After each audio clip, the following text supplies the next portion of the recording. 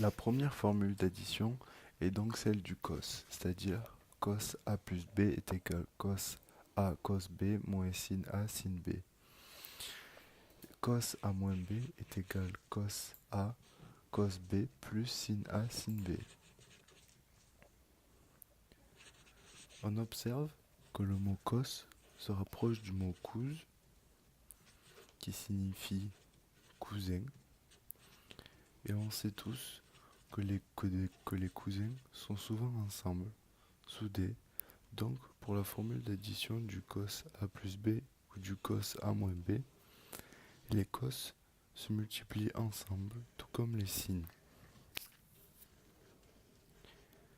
Mais, comme on a les cos et sines soudés, le cos s'en fout du signe.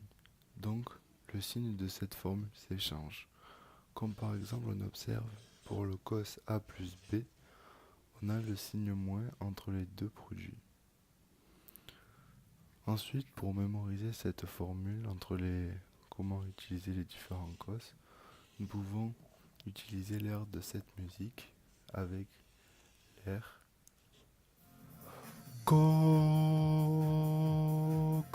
sin, sin, ou, ah.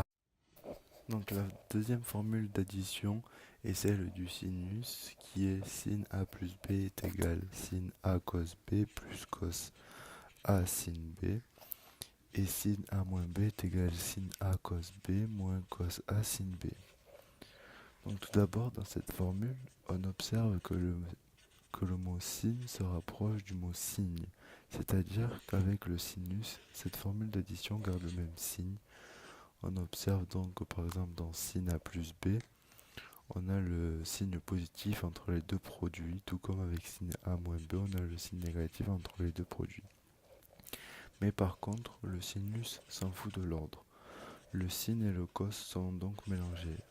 Donc on observe que c'est sin A cos B, cos A sin B. Ensuite, pour mémoriser cette formule, on peut utiliser l'air de la célèbre musique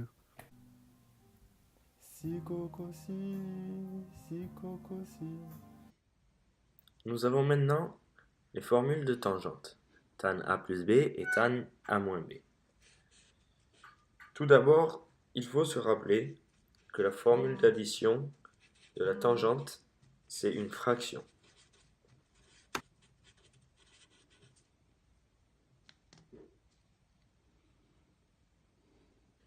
Concernant le signe plus pour tan A plus B, il se situe au numérateur. Et au dénominateur, c'est donc son signe inverse, moins.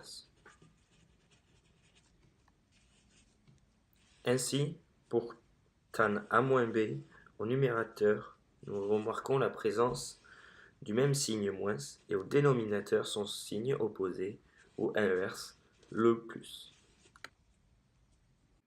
Pour mémoriser cette formule, on utilise l'air de Star Wars. Tin, tin, tin, tin, tin. Grâce à cette mémorisation, on peut repérer les sommes ou soustractions du produit ainsi que le 1 qui apparaît.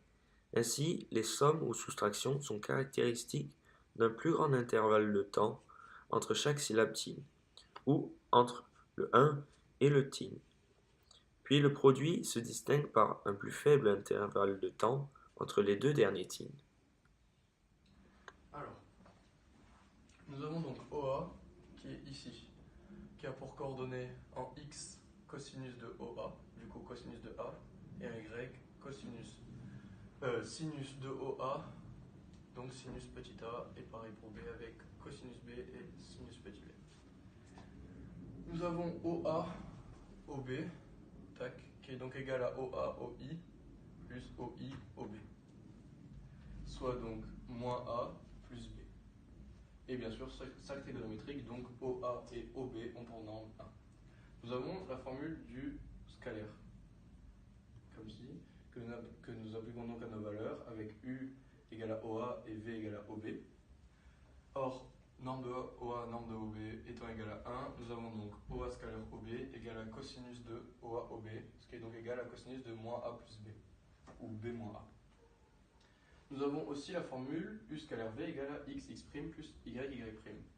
Donc OA OB égale à cosinus A, donc qui est x, cosinus B x prime, plus sinus A qui est y, sinus B qui est y prime.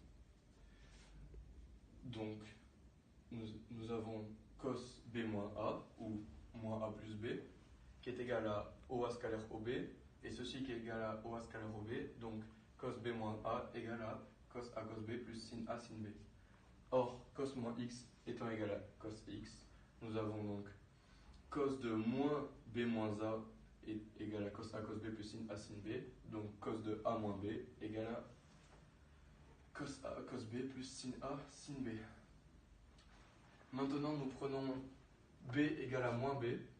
Nous avons donc cos de A plus B ou cos de A moins moins B, ce qui fait donc cos A cos moins B plus sin A sin moins B.